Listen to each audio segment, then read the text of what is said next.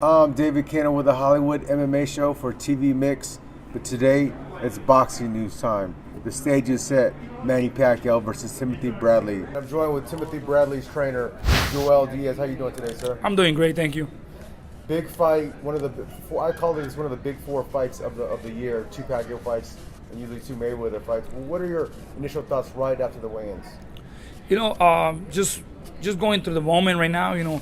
I see that the fight has a big hype, and it's set to give a good fight Saturday night, with no doubt. It's in my mind, and I know that we put in the great work to give the fans an excellent fight Saturday. I think by far it's going to be the fight of the night because this is the fight people have been waiting for, because I think there's unfinished business from the first one.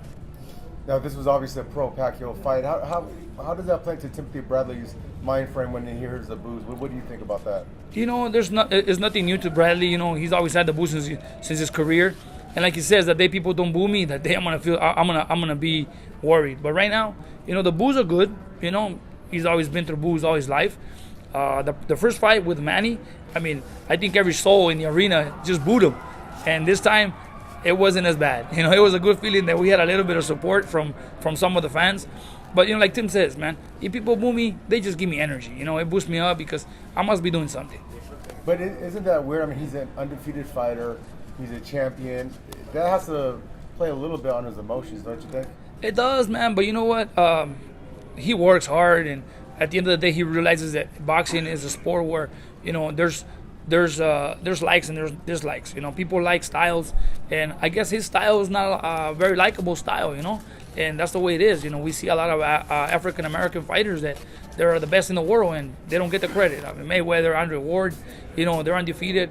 They're great fighters and they don't get that credit. I don't know why, but he just keeps winning and putting in his work and keeps performing for the people. Yeah, Bradley talked about he needs a knockout tomorrow. You think that'll come tomorrow?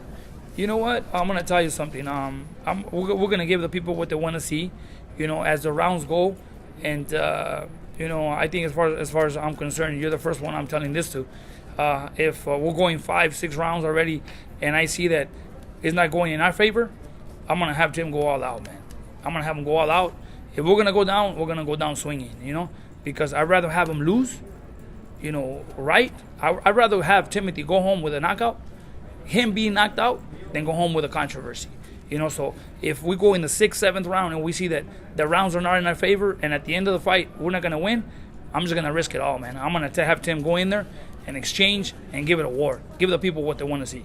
And you never said this to anyone yet? Never. You're the first one. Last question. You're a trainer in a little MMA too, Cub Swanson.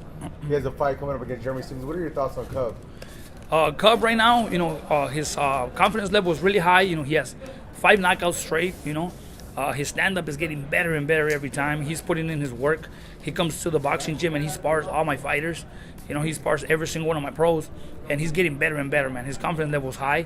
I think Jeremy Stephens is a great fighter. He has a good stand-up, but I think the level of confidence that Cub Swanson has right now is a little higher. His ability to box is better. And last question, just in regards to Cub Swanson. They say, boxing and MMA, they don't really mesh together because if a boxer gets into a ring with if an MMA fighter gets into a ring with a boxer, that the boxer will just tear him up. So how does Cub do sparring with pro boxers? He does really good. As a matter of fact, 2 of my brothers are former world champions. At one point, I didn't have no sparring for them, and Cub Swanson was a sparring partner through the whole camp for just one of my brothers, and then another training camp for another one of my other brothers. So he does really good. If he was just somebody that was useless, I wouldn't use him. But he's always there, man. He holds his own, and he's a great fighter. He's a great fighter. As a matter of fact, at one point he said, "Coach, if I decide to leave the MMA, you think I can box?" I go, "Hell yeah, man! You'll be a good boxer." He will. He had thoughts already. I lied. I have one more question. There's been a match about the Diaz brothers, like Nick Diaz, right, fighting Roy Jones, a good friend of mine, Nick. Right. What are your thoughts on something like that? Those will be great fights, man. Those will be great fights because the Diaz brothers, they're real good fighters, man. They're very athletic. They have a lot of stamina, man, and they're great. Anything can happen in the sport of fighting. Like these guys, there could be a lot of fights that could be made, and we will see a lot of great fights. Joel Diaz, thank you so much for your time. Thank you, man.